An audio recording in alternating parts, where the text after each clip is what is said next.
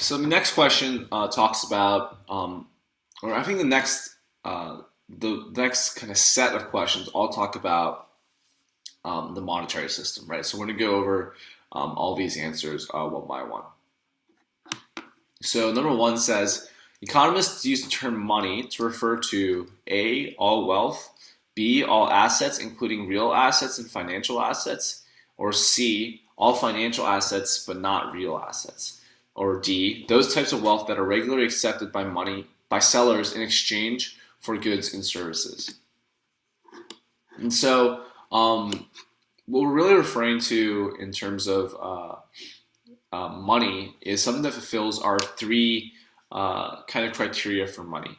The first criteria for money is a unit of account, which is saying that we can use this money as a way to peg a good for its value. B, our second kind of criteria for money is a medium of exchange. And so it basically serves as a commonly recognized currency that can be used to exchange for other goods and services rather than a system which might rely more so on bartering, which is the trading of specific goods for specific goods. And then C, a store of value. And so a function of money that is a store of value is that it holds value from year to year. And so unlike something like a commodity, whereas when you're in the bartering days where you might grow a lot of corn and you want to sell it on the market, that doesn't really work as well as a store of value, because if you can't sell all your corn this year, then most likely it'll go bad before the next year rolls around, right? And so that's not going to be a store of value. So anything that fulfills those three criteria for money, a unit of account, a medium of exchange, and a store of value, those are going to be the things that economists will refer to as money. In this case, D seems to be the best definition. Those types of wealth that are regularly accepted by sellers in exchange for goods and services, and that refers to the medium of exchange function of money. However, it would be more accurate to also include the other two criteria as well. Let's take a look at what the previous tutor wrote. So the previous tutor said, according to economists, money is anything that is generally accepted as a medium of exchange through which goods and services can be purchased in general. So in specific terms, economists define money as those types of wealth that are regularly accepted by sellers in exchange for goods and services. Hence, the correct answer is option D. So I would agree with that as well. Okay, so the next question says, which of the following is a function of money? A says a unit of account, B says a store of value, and C says a medium of exchange, or D says all the above are correct. And so we just went over how there are three functions of money. A unit, three of them, the three are unit of account, store of value, and medium of exchange. And so D is going to be the correct answer here. All the above are correct. Let's take a look at the previous answer given by the tutor. And they said, money performs the following functions. It serves as a medium of exchange. It serves as a common measure of value or a unit of account. It serves as a standard of deferred payment, and it serves as a store of value. Hence, the correct answer is option D, and that would be correct as well. Okay, let's look at number 3. You pay for cheese and bread from the deli with currency. Which function of money does this best illustrate? A, a medium of exchange, B, a unit of account, or C, a store of value, or D, liquidity. And so, again, the three functions of money are A, B, and C. Paying for cheese and bread from the deli with currency basically refers to the fact that you're using money. You're giving somebody money, and they are accepting that as value, and they are returning your money with cheese and bread, right? And so those are goods. That is going to refer to a function of money known as a medium of exchange, in which currency is being used to facilitate an exchange between two people. One person is giving up money, and the other person is giving up a good or service in exchange for that money. So that is that medium of exchange function. That's why A is going to be the right answer here. Let's take a look at what the previous tutor said. The previous tutor said, payment for cheese and bread from the deli with currency implies that the currency is used as a medium of exchange to pay for the goods and services, which, when money or currency is utilized to pay for the purchase of goods and services, money is said to be performing the medium of exchange function.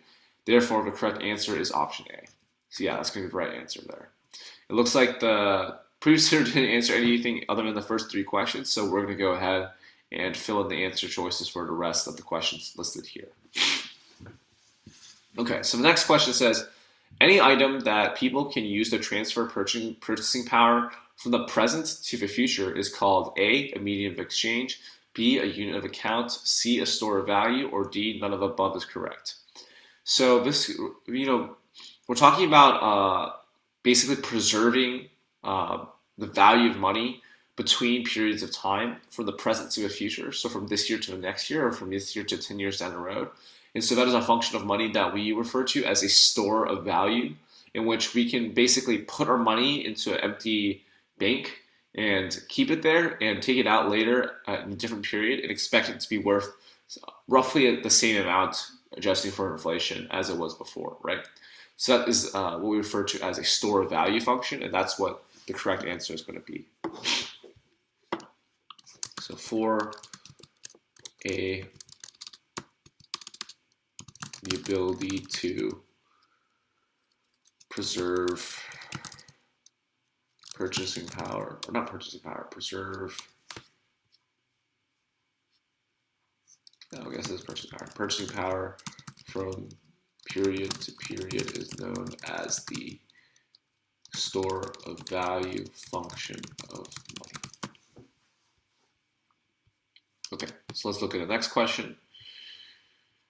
5. Liquidity refers to A, the ease with which an asset is converted to a medium of exchange, B, the measurement of the intrinsic value of commodity money, C, the measurement of the durability of a good, D, how many times a dollar circulates in a given year.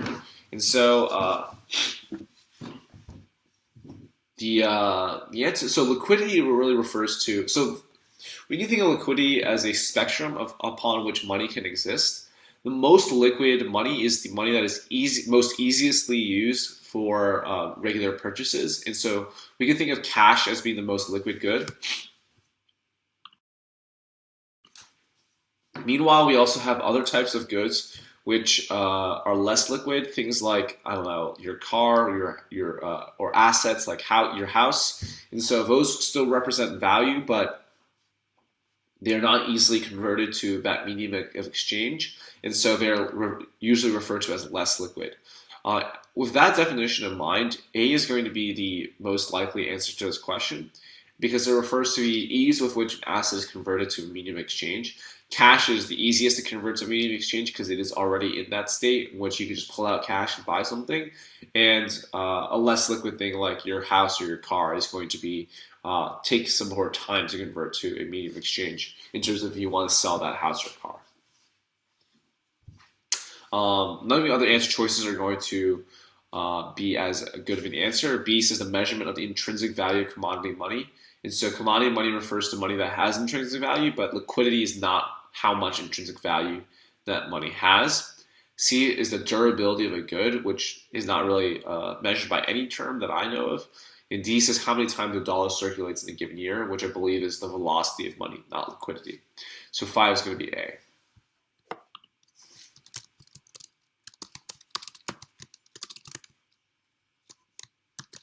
The ease with which a form of money is converted to a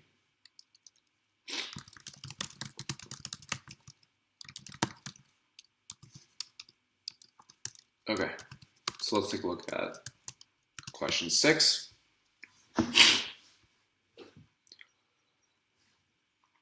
So question list 6 says, which list ranks assets from most to least liquid? And again, we're talking about the same idea of liquidity. Which one of these is very, if you're the most liquid, you're the most easily used as a medium of exchange. And if you're the least liquid, you're the least likely to be used as a medium of exchange. And so, or it would take a lot of time to get you to a form in which you would be a medium of exchange.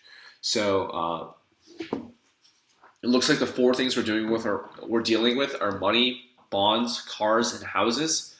And so money is pretty loose in terms of its definition. Technically, all those things could be considered money. But we might refer to money as cash. And so it's talking about cash, that cash is the most liquid.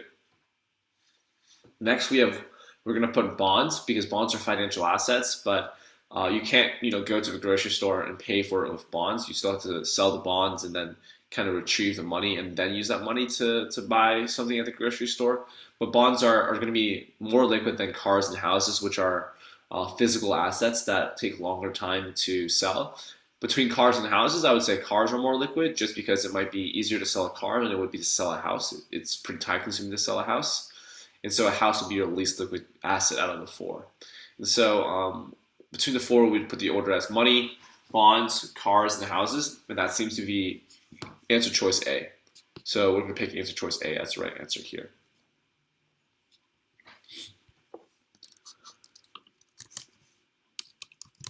Cash is the most liquid form of money, followed by financial assets like bonds.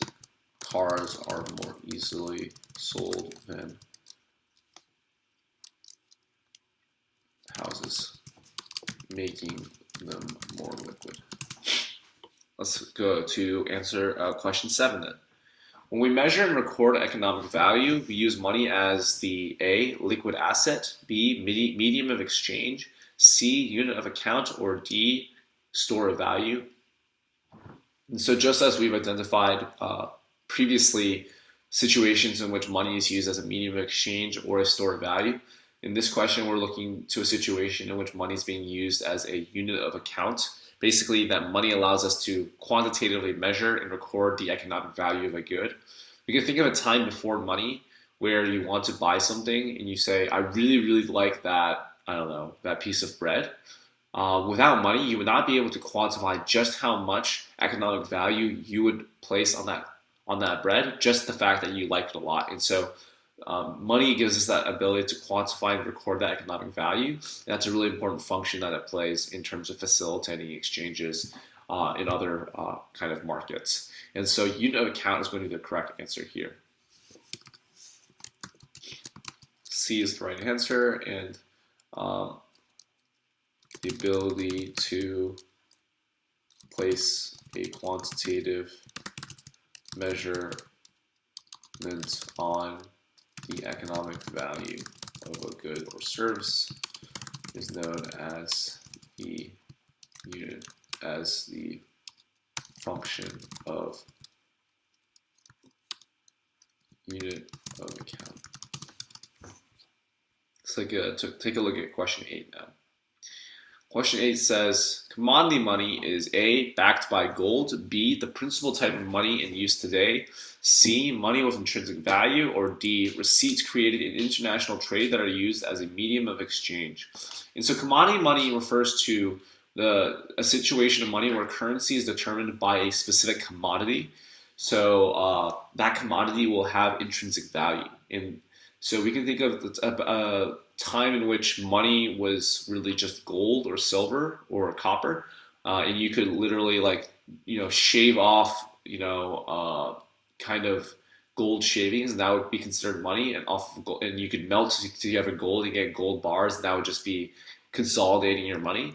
And so that was a time in which commodity money was used. So ACE is backed by gold, and so there's a form of money in which you would tie the value of money to commodity. So that's like when the United States was on the gold standard or the silver standard, where each piece of money that you had was redeemable at a bank for a certain amount of gold or silver.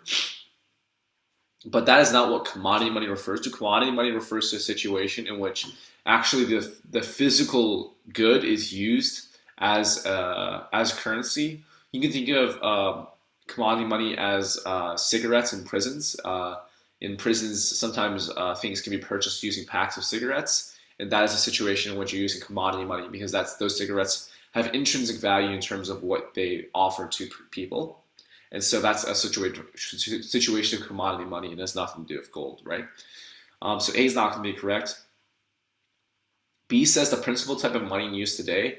And so this is also incorrect. Commodity money is hard because it's really hard to control the supply of that money and also kind of regulate it. And so the type of money we use today is more accurately known as fiat money, which is money which doesn't have any intrinsic value, but has value granted to it by some sort of central body like the government. And so B is going to be incorrect as well. C says money with intrinsic value, and so this is what commodity money is, so we're going to be pretty happy with that answer. But let's take a look at D. And D says receipts created international trade that are used as a medium of exchange, and that's just entirely separate from what commodity money is. So C is going to be correct answer here.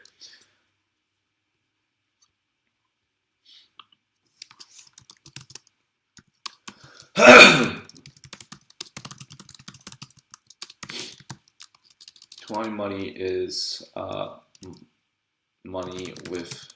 currency with intrinsic value. Gold.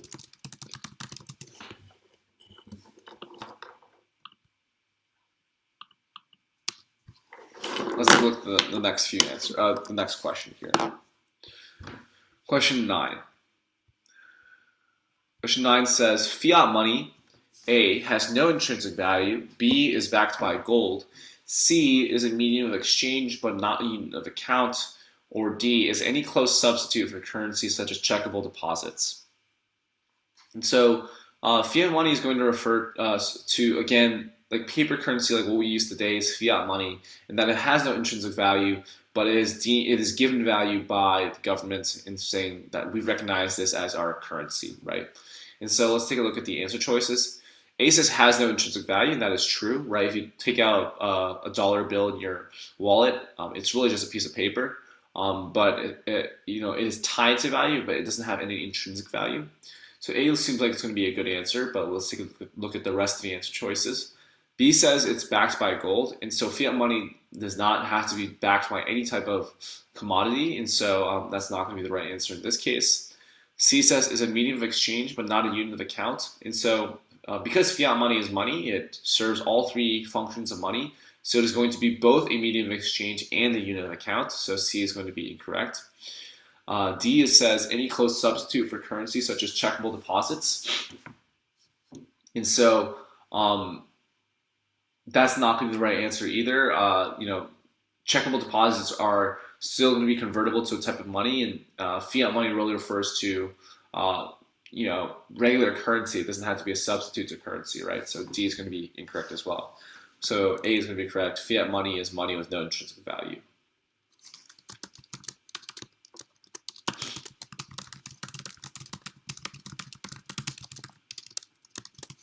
All right, let's go to the next question. Question 10 says, M1 includes which of the following? A, currency, B, demand deposits, C, traveler's checks, or D, all of the above are correct. And so M1 refers to a range of definitions of money in terms of classifying the money supply.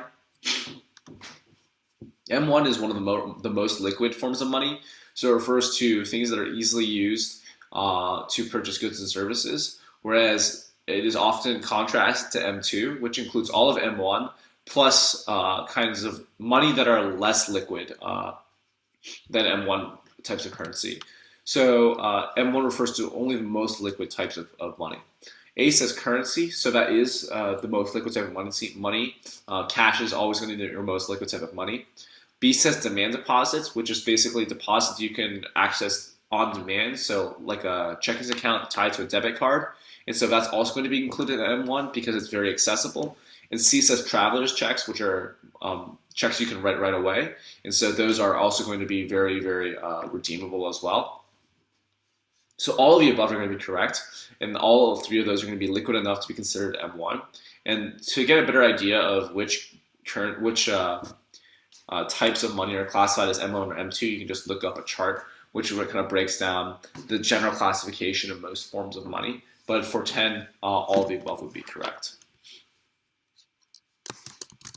All three types of money would fall under M1. Let's take a look at question 11. Which of the following items is included in M2? Whoops. A says credit cards, B says money market mutual funds, C says corporate bonds, and D says large time deposits. And so M2 again is that more larger, a broader definition of the money supply, and includes types of money that are less liquid than M1 money, but it also includes all M1 money. So A says credit cards. And so credit cards, because they don't represent value, they represent a system in which you're purchasing a good on credit and paying it back later. It isn't actually really money, and so it's not included in M2. B says money market mutual funds, and this is included in M2. Money market funds are a form of money, and they're less accessible in terms of how easily they are ready to be used to convert into currency, but they are included in M2. C says corporate bonds, and D says large time deposits, and those things are actually a little bit broader, and they would be actually falling under the category of what we would think of as M3. And so that's, again, a kind of distinction that's hard to make, but you can look up charts that kind of compare the Venn diagrams of M1, M2, M3 in terms of how broad they are and how encompassing they are. But money market mutual funds is going to be the correct answer here.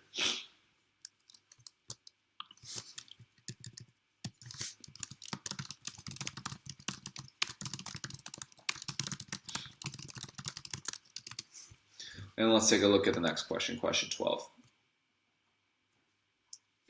Which of the following does the Federal Reserve not do? A, conduct monetary policy. B, act as a lender of last resort. C, convert Federal Reserve notes into gold. Or D, serve as a bank regulator. So we're looking for functions that the Federal Reserve does not perform. We know the Federal Reserve is a central body of the government responsible for conducting monetary policy, so A is going to be incorrect. B says act as a lender of last resort, and we know that the Federal Reserve acts as a lender of last resort to banks who need bailing out. And so that is a function the Federal Reserve does fulfill, and therefore B is going to be incorrect. C says convert Federal Reserve notes into gold, and so that's something that is not really the responsibility of the Fed. I don't think it's the responsibility of anybody, maybe the Department of Treasury, but it's not something that the Fed does, and so C is going to look like a good answer for what is something that the Fed does not do. Let's finish up with D, which is serving as a bank regulator. And we know that the Federal Reserve is in charge of things like the reserve requirements or the discount rate. And so those are things that affect banks and is a function of the Federal Reserve to regulate banks. So we know it's not going to be D. So C is going to be the only thing that the Federal Reserve does not do. The Fed does not convert Federal Reserve notes into gold. Let's take a look at the next question.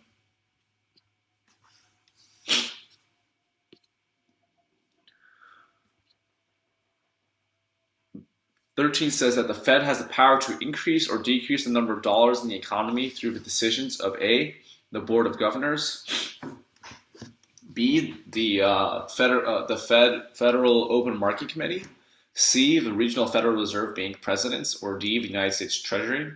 And so we know that increasing or decreasing the number of dollars in the economy is monetary policy, right? And so we're looking to which body related to the Federal Reserve, or in case of the United States Treasury, which body is in charge of establishing monetary policy.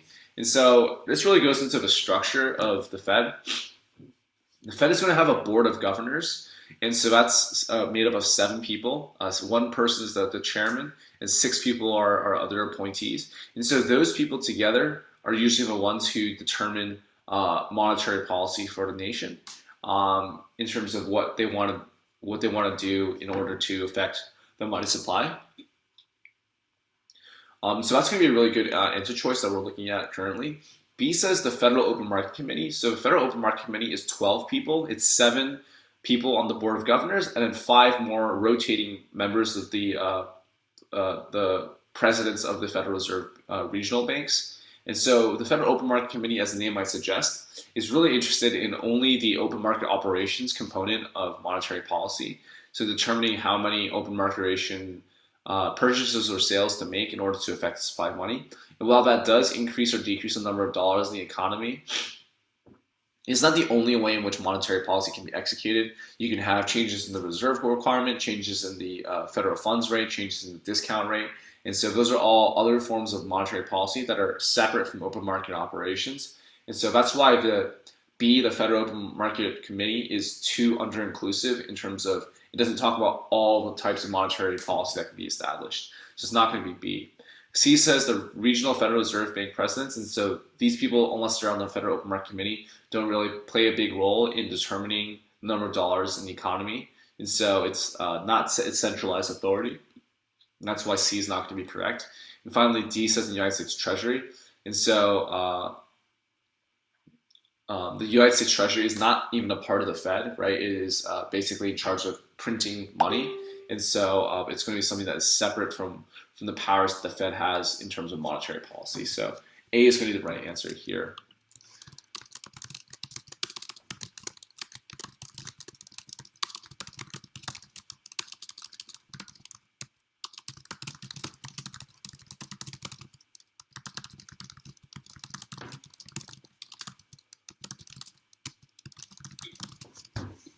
And so I'm just writing that the Fed's Board of Governors is the body responsible for determining monetary policy for the country.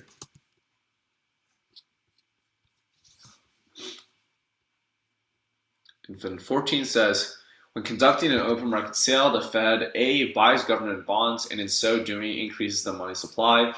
B, buys government bonds and in so doing decreases the money supply. C, sells government bonds and in so doing increases the money supply. Or D, sells government bonds and in so decreases the money supply. So an open market sale refers to when the Fed puts up bonds, government bonds for sale, and banks are going to purchase those bonds, right? And so we know it's not going to be A or B because an open market sale is a selling of government bonds. And then the question is, what happens when the government sells bonds? And so if the government is selling bonds, they're placing bonds into the hands of banks or people. And what they're receiving in return is money from those banks or people. And so the Fed is not going to circulate that money that they take from the selling of bonds. And what that essentially is doing is decrease the amount of money in circulation by taking money away from the hands of banks and people and giving them to the Fed to take out of circulation. And so that is going to be answer choice D. When conducting an open market sale, the Fed is selling government bonds and in so doing decreasing the money supply.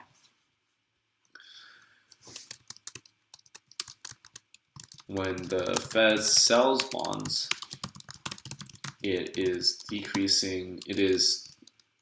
taking money out of circulation by taking money away from banks / individuals and replacing that money with certificates, bonds. And so that's the function of an open market sale. The next question says, an open market purchase, A, increases the number of dollars and the number of bonds in the hands of the public. B, increases the number of dollars in the hands of the public and decreases the number of bonds in the hands of the public. C, decreases the number of dollars and the number of bonds in the hands of the public. Or D, decreases the number of dollars in the hands of the public and increases the number of bonds in the hands of the public. So an open market purchase refers to a situation in which it's the opposite of what we were talking about in question 14. And what we're seeing is that the Fed is buying bonds back from banks and buying them back from individuals. And in doing so, they're taking away certificates and they're putting in or giving or depositing more money into the accounts of banks or individuals, right?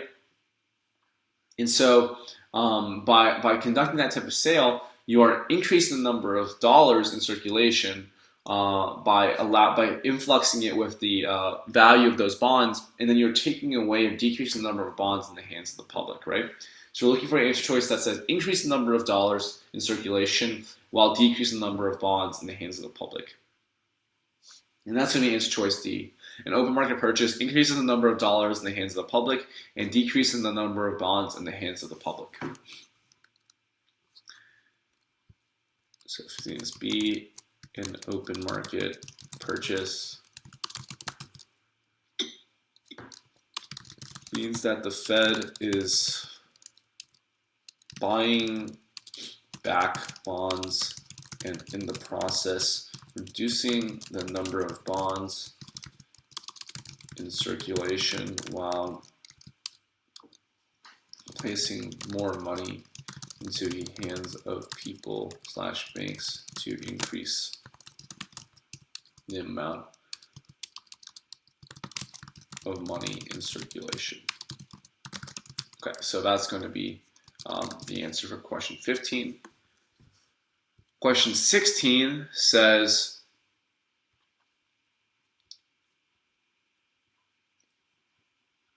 if a bank has a reserve ratio of 8%, then government regulation requires the bank to use at least 8% of its deposits to make loans. The bank's ratio of loans of deposits is 8%. The bank keeps 8% of its deposits as reserves and loans out the rest, or the bank keeps 8% of its assets as reserves and loans out the rest. And so the idea of a reserve ratio is basically what percentage of a bank's deposits is it keeping in reserves, aka keeping in the bank, and the rest of the money would be loaned out to other potential borrowers. And so in the case of a reserve ratio of 8%, it's saying that if you had deposits in the bank worth $100, then $8 would be kept in the bank and $92 would be loaned out to the public, right? And so A says government regulation requires the bank to use at least 8% of its deposits to make loans. But reserve rate, this is wrong for two reasons. First, reserve ratio would, if regulated by the government, would be capping the amount of would be capping the amount of loans that the bank can loan out to 92% rather than making it a minimum level or a price or like a floor regulation for how much the bank should be loaning out. So that's not going to be right. And the second thing is, just because a bank has a reserve ratio of 8% does not mean that that is a required reserve ratio. Banks can keep excess reserves, so you can have a reserve ratio of 5%, and this bank is extra cautious and wants to keep an extra 3% in reserve. So it's not necessarily going to be accurate to be referring to government regulation. So A is not going to be correct. B says the bank's ratio of loans to deposits is 8%. And so we know that the reserve ratio is a ratio of reserves to deposits, not loans to deposits, and so B is going to be incorrect. C says the bank keeps 8% of its deposits as reserves and loans out the rest, and that does seem to be very close to our understanding of the reserve ratio, so we're going to keep an eye on that. And then D says the bank keeps 8% of its assets as reserves and loans out the rest. And so C is going to be a better answer here, just because we know it's specific, the reserve ratio is specific to deposits. The bank could have other assets, but we don't really care about those assets because they have nothing to do with the amount that people have deposited into this institution. And so C is going to be the more appropriate answer for this question. Reserve ratio of 8% indicates that this bank has decided to keep 8% of its deposits as reserves and loan out the rest. Let's go to question 17.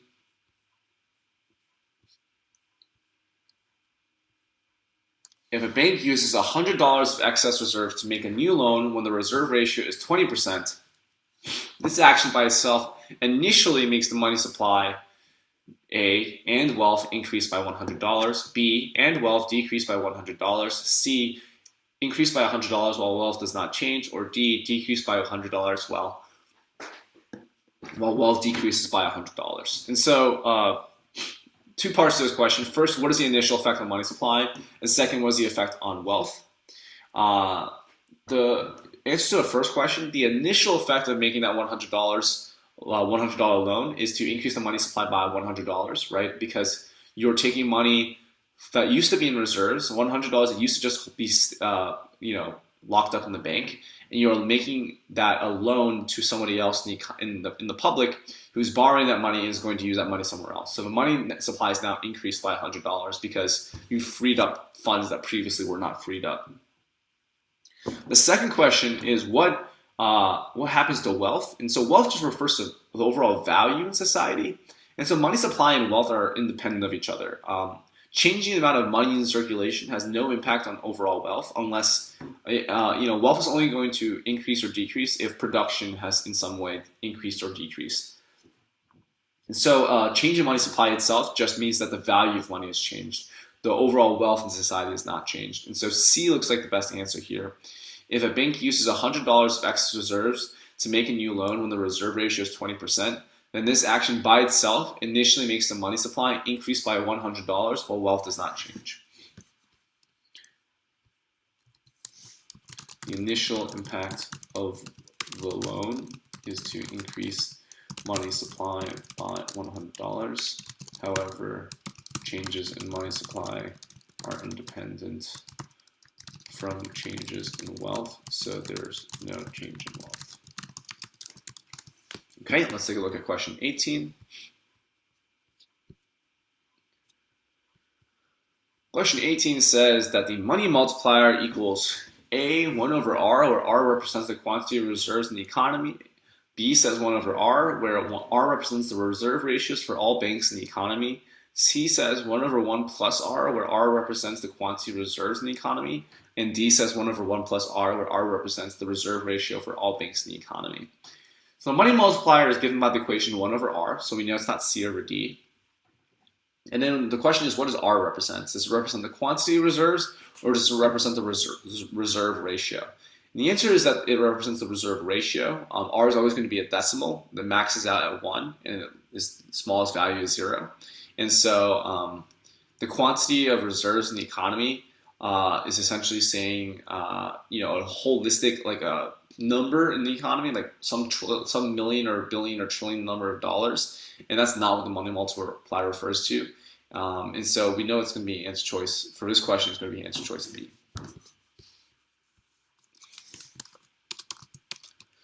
The money multiplier is given by 1 over R, where R is the reserve ratio. Okay, let's look to the next question. Answer question number 19. If the reserve ratio is 10%, then the money multiplier is A, 100, B, 10, C, 9 over 10, or D, 1 over 10. And so remember reserve ratio is going to be in decimal form, so our equation is going to be, let me see if I can write this out. Our equation would be, I guess it's, my pen died. It would be 1 over R. And R is equal to 0.1, right, 10%, so 1 over 0.1. And in that sense, the correct answer here would be 10, right? 1 over 0.1 is equal to 10. And so that's the money multiplier in this economy. And that is, I think, number 19 is B. Money multiplier is given by 1 over R.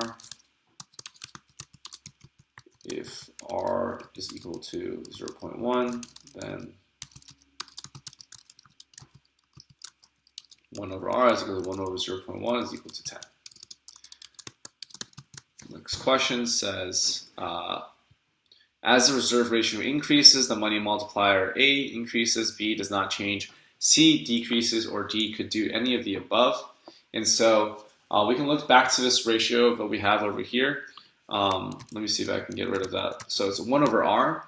So if R is increasing, right, the reserve ratio is increasing, what's happening to the money multiplier? If this overall is the money multiplier, an increase in the denominator value, which is R, is going to decrease the overall value of the fraction, right? And so if the reserve ratio increases, then the money multiplier is decreasing because you're increasing the value of the denominator. So and the answer to this question is that as the reserve ratio increases, the money multiplier decreases. So C, money multiplier is given by 1 over R. If R is increasing, the denominator value of the money multiplier is increasing, which decreases the value of the multiplier overall. So that is going to be the answer to number 20. Let's go to 21.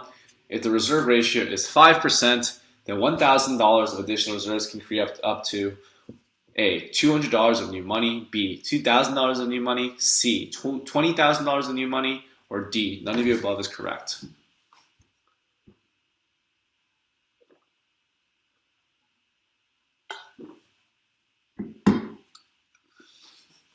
So this is a two-part question. The first is, can we identify the money multiplier? And second is, can we apply the money multiplier? So first question is, what is the money multiplier? If the reserve ratio is 5%, then we know that the money multiplier is going to be equal to 1 divided by 0.05.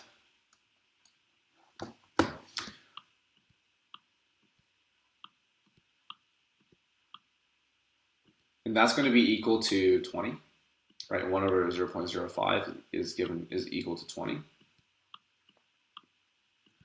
And the next thing is, can we apply this money multiplier into a situation where $1,000 of additional reserves are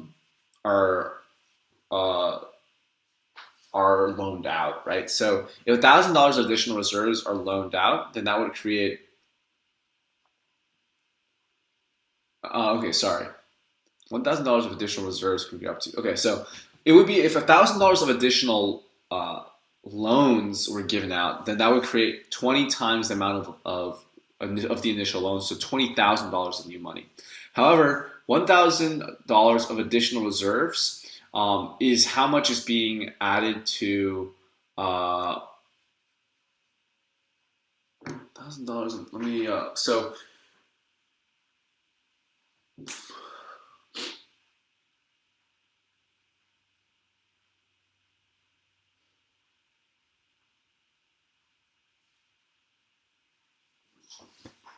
So $1,000 of additional reserves are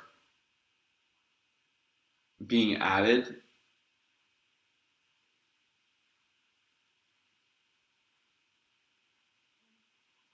Then that assumes that the initial deposit would be 20,000, and then the initial the first loan that the bank can make out would be 19,000, and then that would be multiplied by the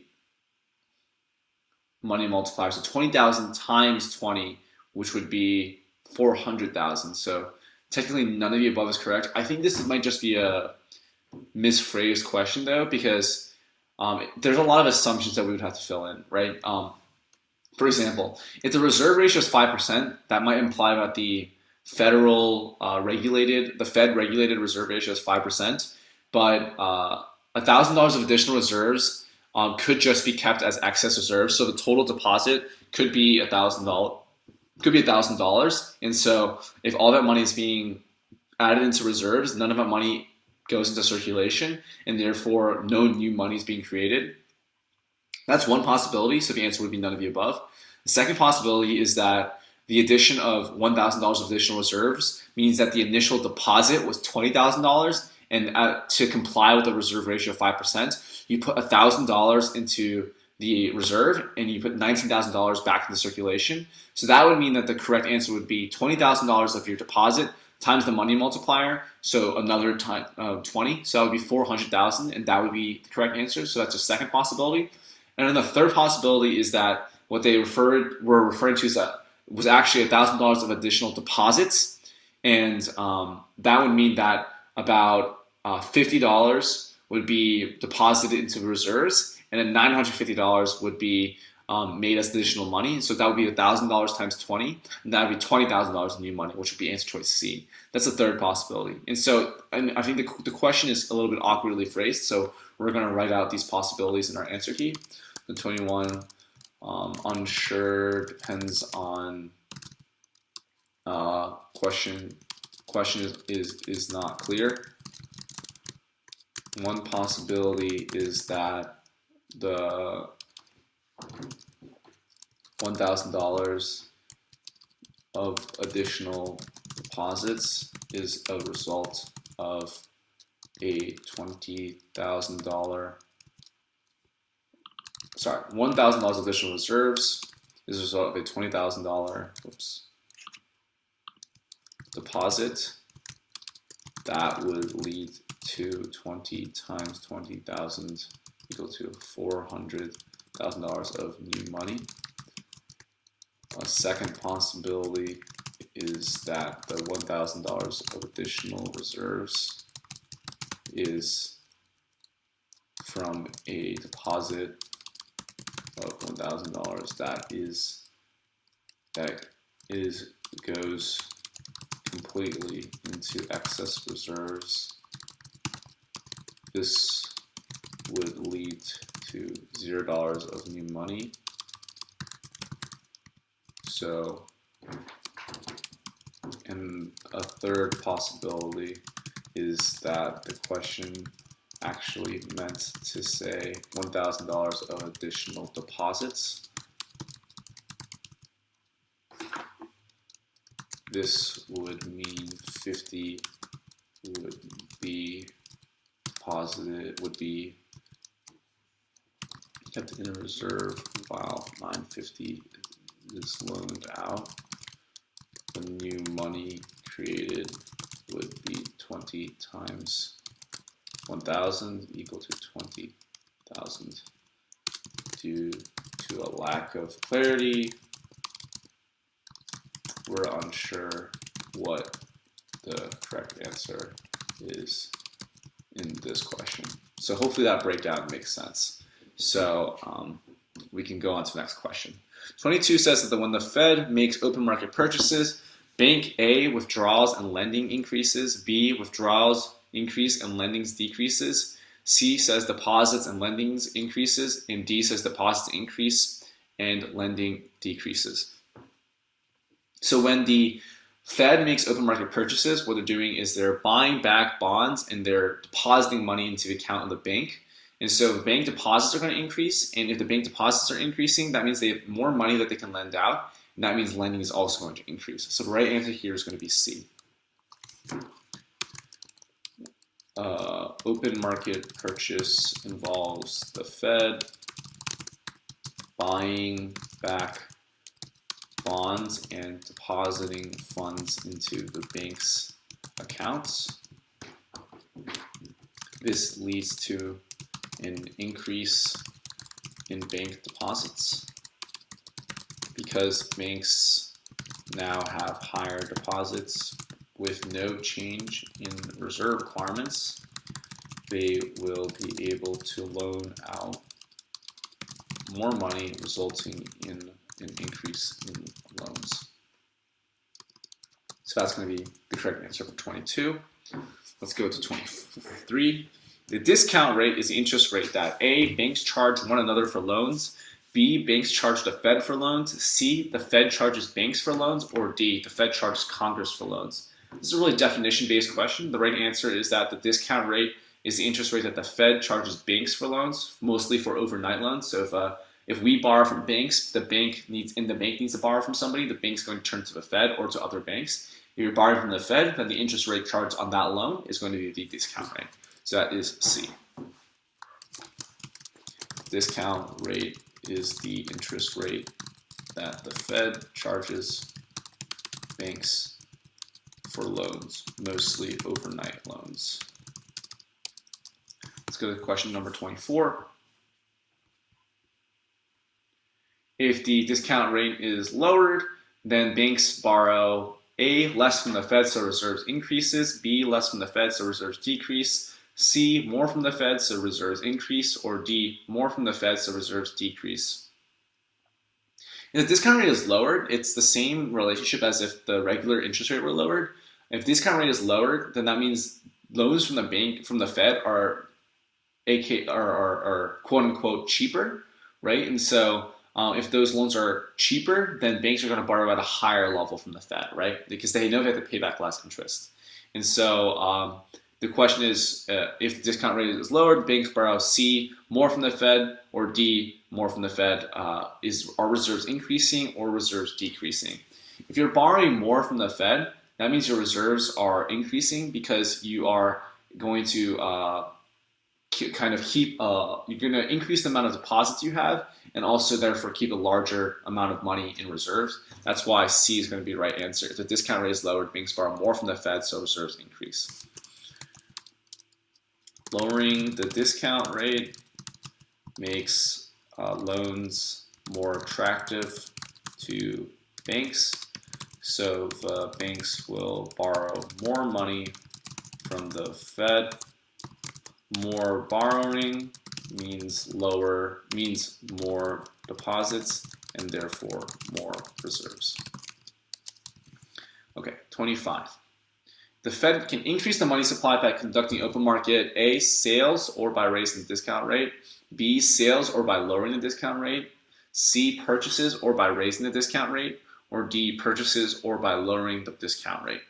And so the first question is, we want to increase the money supply. What is the open market operation that we conduct? Is it a sale or a purchase?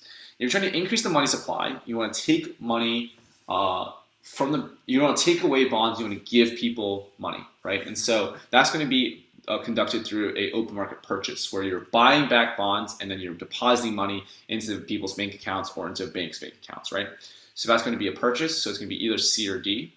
And then the second thing is, okay, well, let's say we don't want to do an open market operation. What do we do with a discount rate in order to affect the money supply?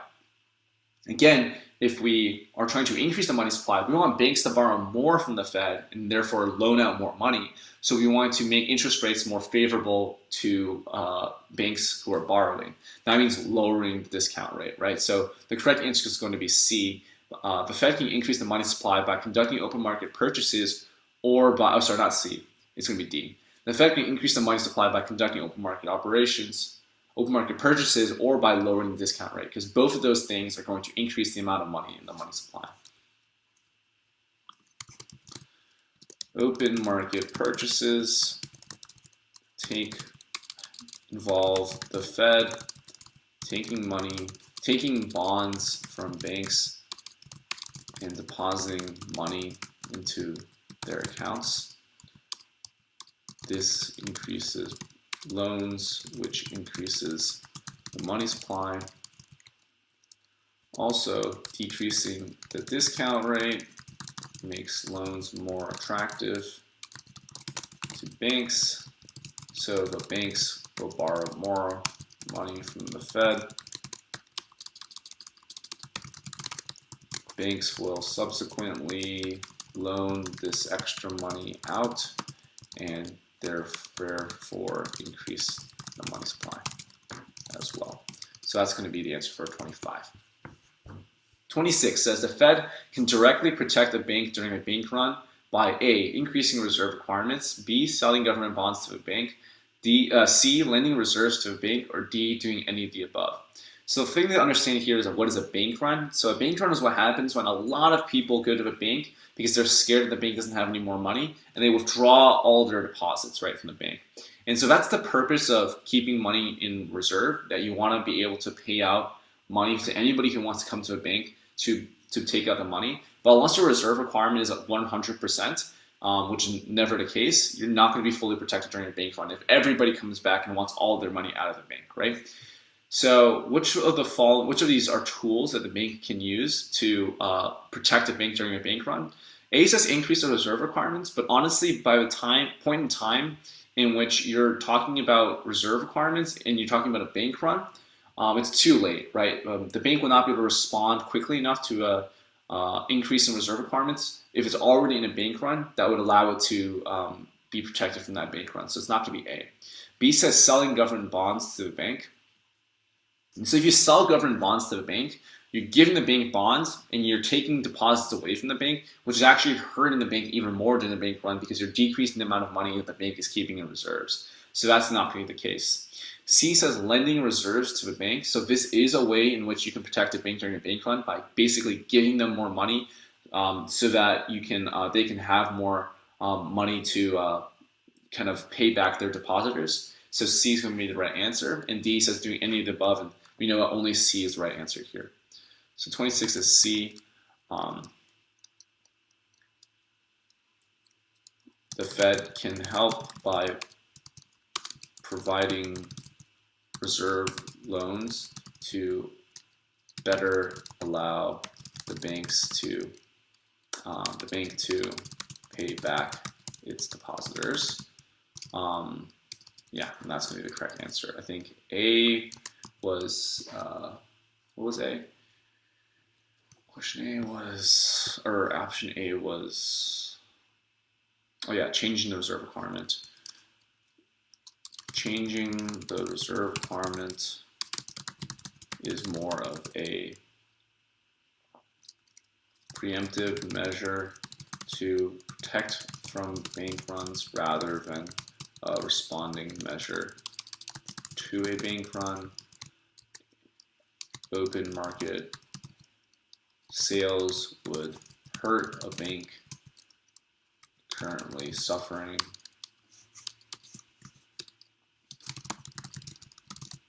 from a bank run because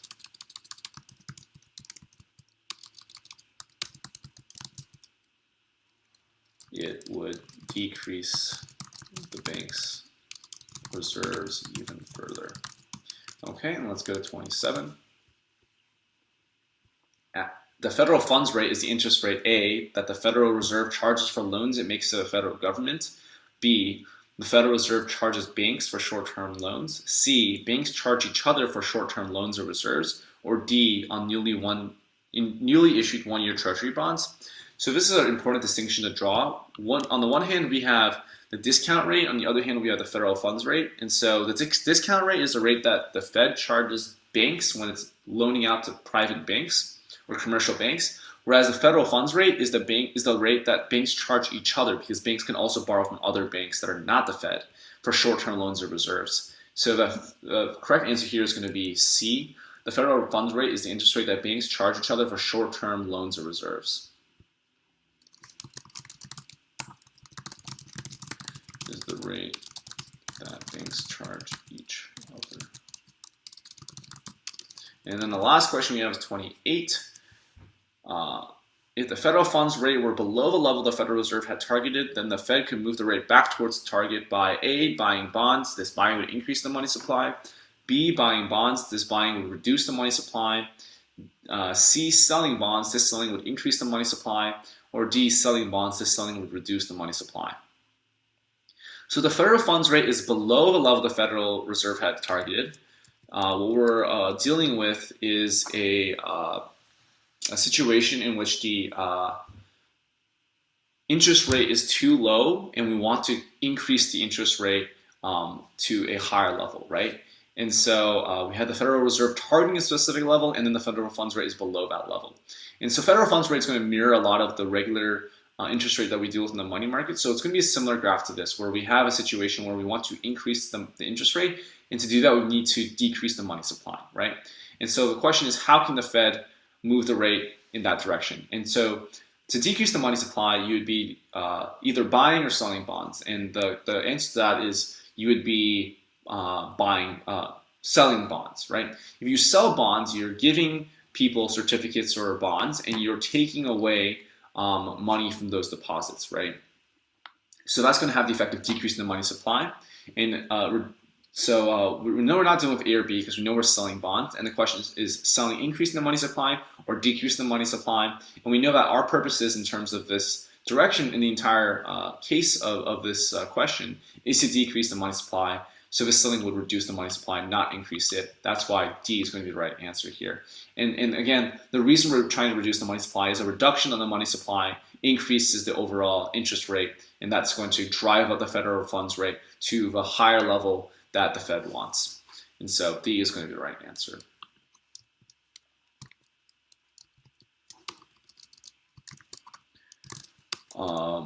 To drive up the federal funds rate, we want to decrease the money supply. In order to do that, we would have the Fed conduct open market sales, which would give people bonds and take away money from the public. And that would drive it up. And so that would be the correct answer here. And that's the last question that is in this set. And I think that's all we have for today.